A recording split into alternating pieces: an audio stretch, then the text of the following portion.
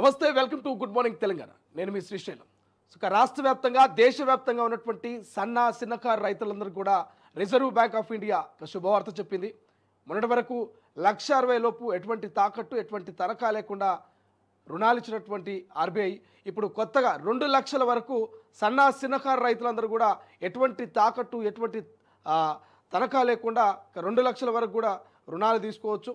ఇప్పటికే కొంత ఖర్చులు పెరుగుతూ ఉన్నాయి, అటు ఇన్పుట్ ఖర్చులుగా పెట్టుబడి ఖర్చులు పెరుగుతూ ఉన్నాయి. కాబట్టి పెట్టుబడి ఖర్చుల నుంచి రైతులని ఉపశమించడానికి రైతులకు కొంత మేలు చేయడం కోసం అయితే ఇక కేంద్ర ప్రభుత్వం ఇటు ఆర్బీఐ కొంత చొరవ తీసుకొని చిన్నకారు రైతులకు ఎటువంటి తాకట్టు ఎటువంటి తనఖా లేకుండా దాదాపు 2 లక్షల రూపాయల రుణం తీసుకోవడానికి అయితే ఇక వచ్చే జనవరి 1 నుంచి 2025 నుంచి అమల్లోకి రాబోతుంది.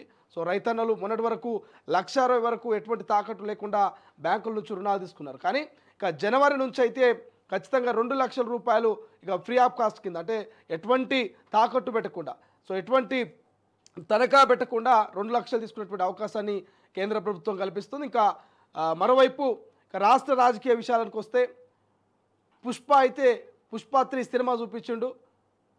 హుటాహుటిన పోలీసులు పట్టుకపోవడము, అక్కడి నుంచి వైద్య పరీక్షలు గాంధీకి, అక్కడి నుంచి నాంపల్లి కోర్టు 14 రోజుల పాటు రిమాండు. ఇక నిన్న పొద్దుగాల 6 గంటలకే ఏదైతే హైకోర్టు ఇచ్చినటువంటి మధ్యంతర బెయిల్తో రిలీజ్ కావడం, నిన్న ప్రెస్ మీట్ పెట్టి ఆ రేవతి కుటుంబానికి క్షమాపణ చెప్పడం, ఇన్ని చెప్తా ఉన్నాడు. కానీ బన్నీ మాత్రం మళ్ళీ రేవతి కుటుంబం దగ్గరికి మాత్రం పోతా అంటున్నాడు. కానీ ఒక క్లారిటీ ఇవ్వట్లేదు, ఎప్పుడు పోతాడు ఏంది అనేటువంటి ఒక పరామర్శ చెప్పట్లేదు. బట్ ఆ రేవతి కుటుంబాన్ని ఆదుకోవాల్సిన బాధ్యత మాత్రం అల్లు అర్జున్ మీద ఉంటుంది. ఖచ్చితంగా ఆ పుష్ప టీం సంధ్యా థియేటర్ యజమాని మీద ఉంటుంది. కాబట్టి ప్రస్తుతం ఇది చర్చనీయాంశంగా మారింది. నిన్న ఏదో కొంపలు మునిగినట్టుగా అల్లు అర్జున్ ఏదో బార్డర్లో యుద్ధం చేసి వచ్చి గెలిచినట్టుగా నిన్న సినిమా ప్రముఖులంతా కూడా అల్లు అర్జున్ ఇంటికి పోయి అల్లు అర్జున్ పరామర్శించి వస్తూ ఉన్నారు. పాపం కేవలం 12 నుంచి 13 గంటలు జైల్లో గడిపినటువంటి అల్లు అర్జున్ నిన్న సినీ ప్రముఖులంతా కూడా ట్వీట్ల ద్వారా ప్రత్యక్షంగా ఆయనను ఓదారుస్తూ ఆయనతో మాట్లాడినటువంటి పరిస్థితి. కానీ రేవతి తన ప్రాణాలు కోల్పోయింది. తన కుమారుడు ఇంకా హాస్పిటల్ బెడ్ మీద ఎటువంటి వైద్యాన్ని కూడా సహకరించినటువంటి పరిస్థితి, ఒక కోమాలో ఉన్నటువంటి పరిస్థితిలో ఉన్నాడు. ఆ రేవతి కుటుంబాన్ని ఏ సినీ ప్రముఖుడు పోయి పరామర్శించలే, ఏ సినీ ప్రముఖుడు కూడా మరి రేవతి కుటుంబానికి ప్రగాఢ సానుభూతి చెప్పినటువంటి పరిస్థితి. కానీ 12 గంటలు జైల్లో ఉన్నటువంటి అల్లు అర్జున్ దగ్గరికి మాత్రము ఇక అందరూ క్యూ కట్టారు. ఇక ప్రతిపక్షాలు ఎన్నడి మాట్లాడిన ప్రతిపక్షం కూడా అల్లు అర్జున్ అరెస్టు మీద మాట్లాడినాయి, కానీ రేవతి మీద మాట్లాడాలి. అటు కేటీఆర్ కావచ్చు, బండి సంజయ్ కావచ్చు, ఇక హరీష్ రావు కావచ్చు, రేవతి కుటుంబాన్ని పోయి పరామర్శించలే. కానీ అల్లు అర్జున్ మాత్రము ట్వీట్ల మీద ట్వీట్లు పెట్టి మద్దతు ఇచ్చుకుంటూ పోతా ఉన్నారు. అంటే పైసలు ఉంటే న్యాయం ఎంత తొందరగా జరుగుతుందో ఒకసారి ఆలోచించుండి.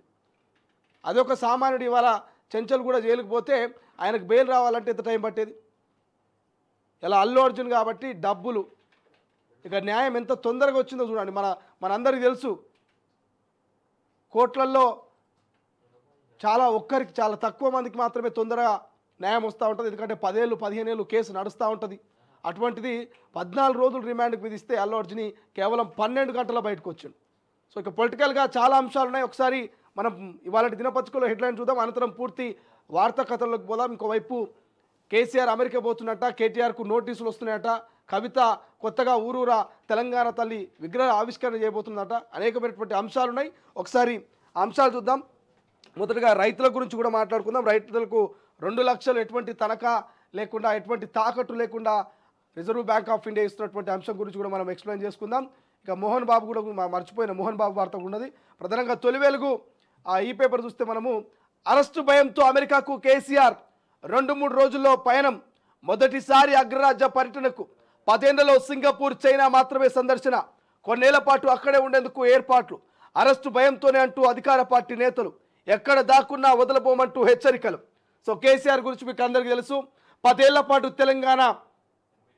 తెలంగాణ మొత్తాన్ని కూడా 10 ఏళ్ల పాటు తన కబంధ హస్తంలో పెట్టుకున్నటువంటి కేసీఆర్ మాజీ ముఖ్యమంత్రి, అనేకమైనటువంటి ఇక కమిషన్లు విచారణలు జరుగుతూ ఉన్నాయి. కాంగ్రెస్ ప్రభుత్వం అధికారంలో వచ్చిన తర్వాత కాళేశ్వరం కమిషను, విద్యుత్ కొనుగోలు కమిషను, అటు గొర్రెల స్కాము, ఇక ఫోన్ ట్యాపింగు, వరుస విచారణ నేపథ్యంలోనే ఆ విచారణలంతా కూడా కేసులన్నీ కూడా అటు కేసీఆర్, కేటీఆర్, హరీష్ రావు, కల్వకుంట్ల ఫ్యామిలీ చుట్టూ తిరుగుతూ ఉన్నాయి. ఈ సందర్భంలో కేసీఆర్ గారు విదేశీ పర్యటన ప్రస్తుతం చర్చనీయాంశంగా మారింది. కమిషన్ల విచారణలంతా కూడా కమిషన్కి సంబంధించినటువంటి నివేదికలన్నీ కూడా చివరి దశకు వచ్చినాయి కాబట్టి ఇప్పటికే విద్యుత్ కొనుగోలు నివేదిక సమర్పించింది లోకూరు కమిషను. సో ప్రస్తుతము మరి కేసీఆర్ విదేశాల పర్యటనకు సిద్ధమవుతా ఉన్నట. ఆరోగ్యం బాగలేకనా, మరవని జూనికేనా, లేకపోతే కేసుల భయంతో అనేది ఎవరికి అర్థం కానటువంటి పరిస్థితి. గతంలో అనేది చేసిన పాపం ఊకేనే పోదురని, మనం పాపం చేస్తే మన మనవల మునివాళ్ళకు తెలియదట. తాతలు ముత్తాతలు చేసిన పాపము మనవలకు తెలియదట. కాలం పోయింది. ఇప్పుడు టెక్నాలజీ పెరిగినట్టుగా ఈ యొక్క పాప పుణ్యాలు కూడా టెక్నాలజీ లాగా మారిపోయినాయి.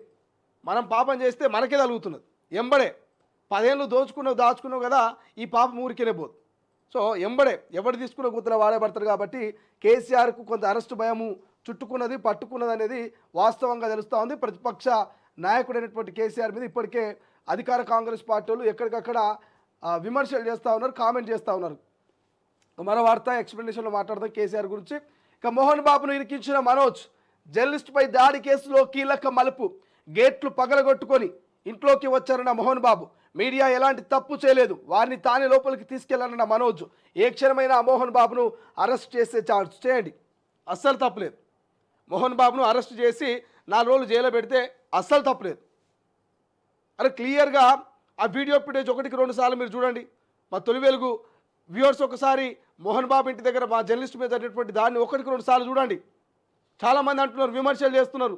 మీడియాకి ఏం పని, మంచు వాళ్ళ ఇంట్లోకి పోనీకే మోహన్ బాబు ఇంట్లోకి పోయి వాళ్ళ ఇంట్లో పోయి కెమెరాలు ఎందుకు ఇట్లా పెడతారు, ఎందుకు ఇట్లా మైకులు పెడతా ఉన్నారు అని విమర్శలు, ట్రోల్స్, మీమ్స్. అంటే మీడియా అంటే చిన్న చూపు అయిపోయింది, జర్నలిస్టులు అంటే పట్టింపు లేకుండా అయిపోయింది. అక్కడ మనోజు నాకు ప్రాబ్లం ఉంది, నా మీద థ్రెడ్ ఉంది, నా మీద దాడి చేస్తూ ఉన్నారు, సో నేను మా అన్నగారితో మాట్లాడతా, మీరందరూ మీడియా వాళ్ళు రండి, కావాలంటే దీన్ని కవర్ చేయండి అంటూ మీడియా వాళ్ళను మనోజు గేట్లు బద్దలు కొట్టుకొని పోయింది మనోజు. ఒకసారి మీరు చూడండి, మనోజు ముంగల పోతూ ఉంటే వెనక మీడియా పోతూ ఉంటుంది. అక్కడ ఎక్కడ కూడా మీడియా వాళ్ళు జర్నలిస్టులు గేట్లు బద్దలు కొట్టుకొని ఆ మంచు వాళ్ళ ఇంట్లోకి పోయినటువంటి సందర్భం లేదు. ఇక్కడ మనోజ్ తీసుకపోతే మనోజ్ ఎంబడి వాళ్ళు ఏంటి మీ సమస్య, ఎందుకు గొడవపడతారు, మనోజ్ మీద ఎందుకు దాడి చేస్తూ ఉన్నారు అంటూ మైకి పెట్టే ప్రయత్నం చేస్తే విచక్షణ రహితంగా, విచక్షణ కోల్పోయి ఇక మోహన్ బాబు మీడియా వాళ్ళ మీద దాడి.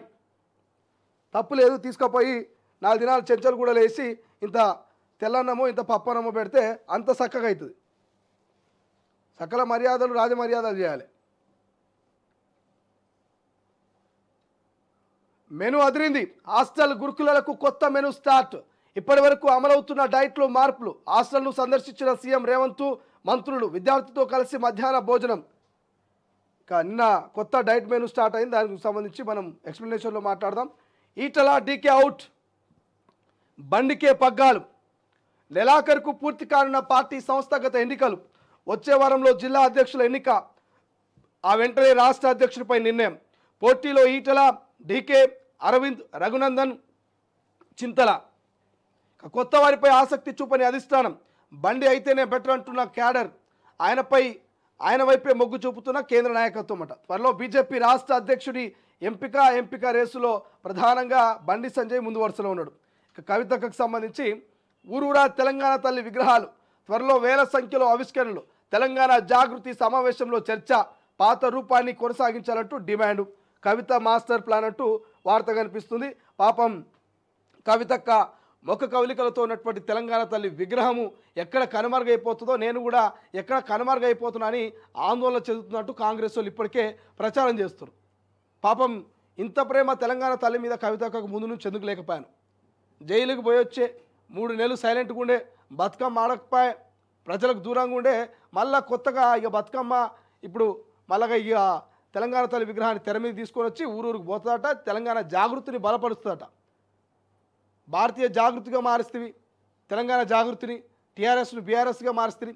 అప్పుడే తెలంగాణ ప్రజలకు మీకున్నటువంటి అనుబంధము, బంధము ఇట్లా తెగినటువంటి పగిలినటువంటి గ్లాసు ముక్కలు అతుకుతాయా మళ్ళా అంత బలంగా? ఇప్పుడు తెలంగాణ ప్రజలు మిమ్మల్ని నమ్మేటట్లేరు. ఇంతకంటే ఇక ఎగ్జాంపుల్స్ మనం ఏం చెప్పలేము. ఒక్కసారి ఈనాడులో ఉన్నటువంటి హెడ్లైన్ చూస్తే ఏమైనా దీనికి ఇట్లా ఈనాడు పేపర్లో ఒక్కసారి హెడ్లైన్ చూద్దాం. సంక్షేమ వసతి గృహాలు ఇక బహుళ నైపుణ్య కేంద్రాలు, ఆ దిశగా తీర్చిదిద్దుతాం. తెలంగాణ విద్యార్థులను దేశ సంపదగా మారుస్తాం. కామన్ డైట్ ప్రారంభోత్సవంలో ముఖ్యమంత్రి రేవంత్, ఇక చిలుకూరు సంపంక్తి సహసంపక్తి భోజనం చేస్తూ విద్యార్థులతో ముచ్చడిస్తున్న సీఎం రేవంత్. ఇక గురుకులలో సందడి, రాష్ట్ర వ్యాప్తంగా పండగల కామన్ డైట్ ప్రారంభోత్సవాలు. విద్యార్థులు తల్లిదండ్రులతో కలిసి భోజనాలు చేస్తున్న మంత్రులు, ఎమ్మెల్యేలు. సంక్షేమ విద్యార్థులకు సంపూర్ణ భోజనం, నెలకు 6 సార్లు మాంసాహారం, మిగిలిన రోజులు గుడ్డు తప్పనిసరి.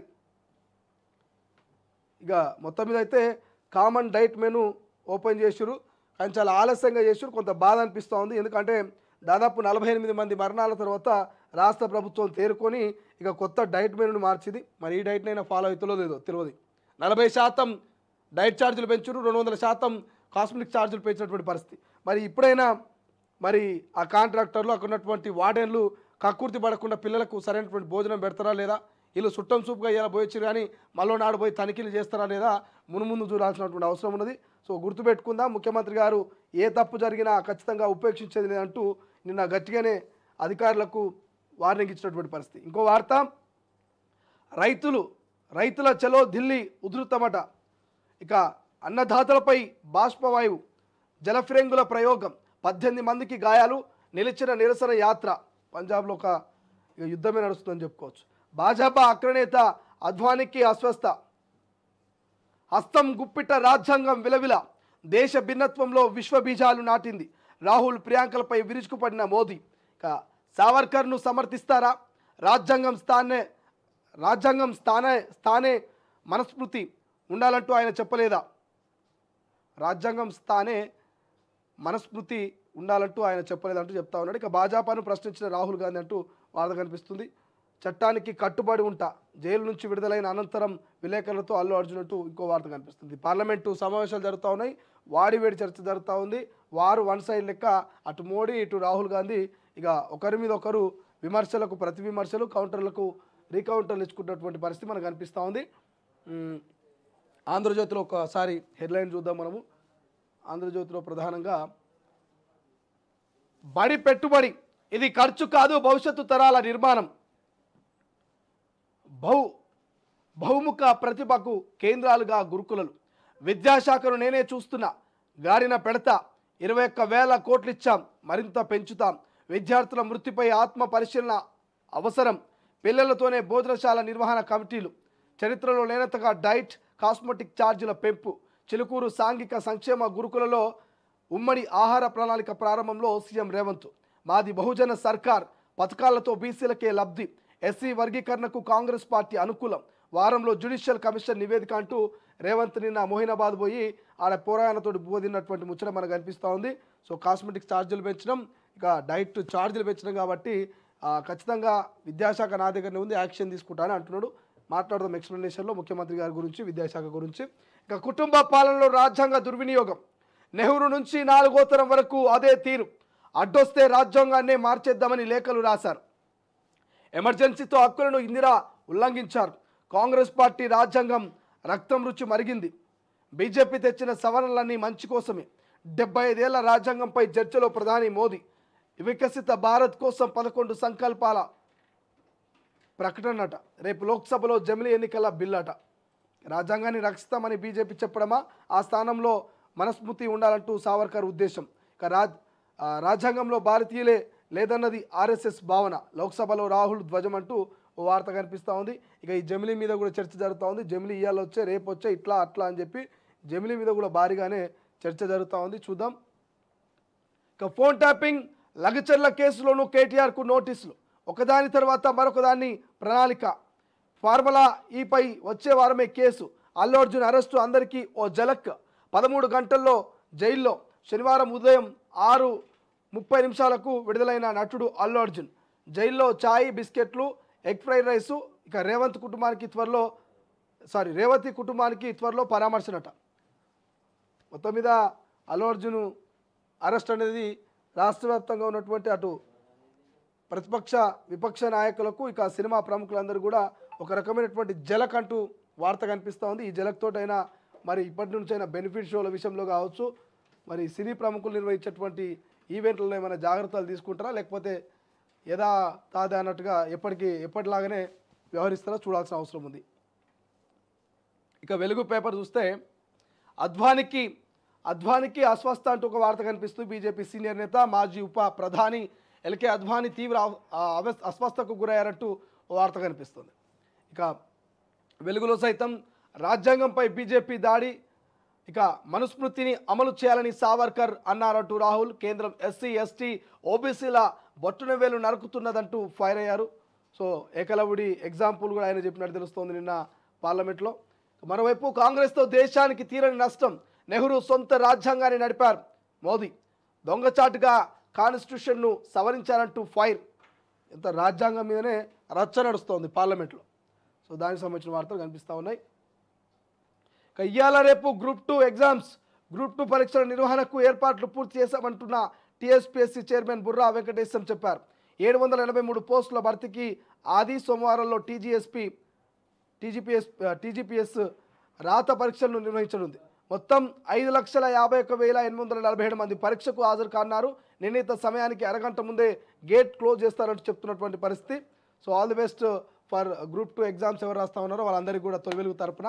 ఇక ఆమ్దాని పెరిగిన అడ్డగోలుగా ఖర్చు, గత 10 ఏళ్లలో భారీగా నిధుల దుర్వినియోగం, ఉపయోగం లేని ప్రాజెక్టులకు లక్షల కోట్లు ఖర్చు. ఆర్బీఐ రిపోర్టు పరిశీలనలో వెల్లడి. ప్రజలపై పన్నుల భారం పెంచి రాబడి పెంపు, సొంత ఆదాయం సరిపోక ఇబ్బడి ముంబడిగా అప్పులట.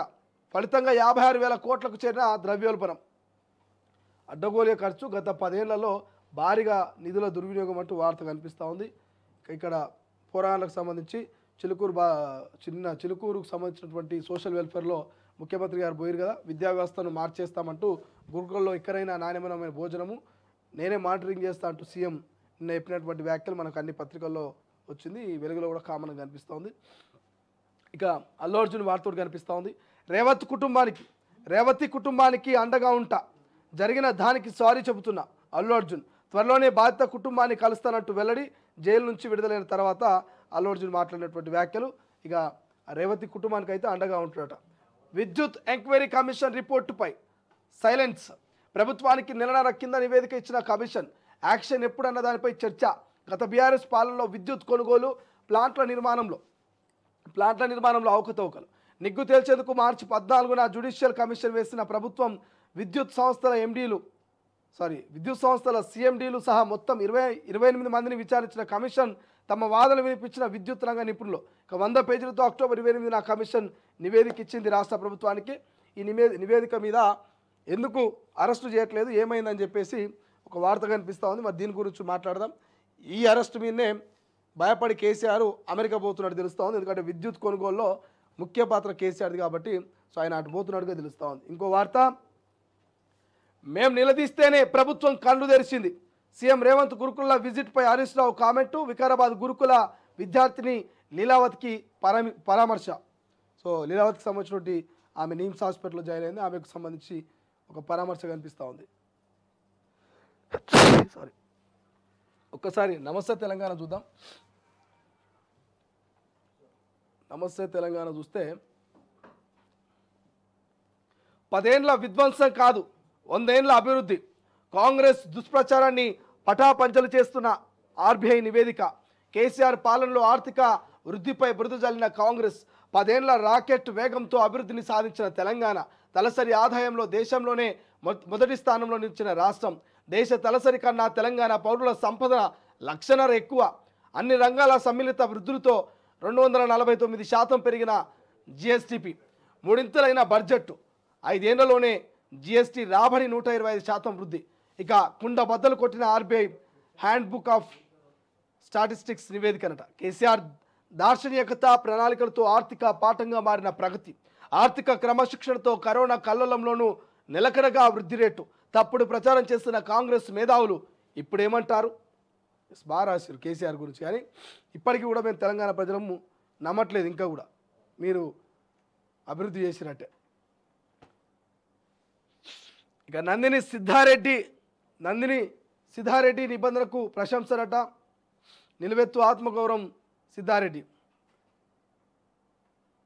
పారితోషికం, ఇంటి జాగాను తిరస్కరించడం తెలంగాణ అస్మిత పరీక్షల్లో మైలురాయ్. BRS party working president KTR.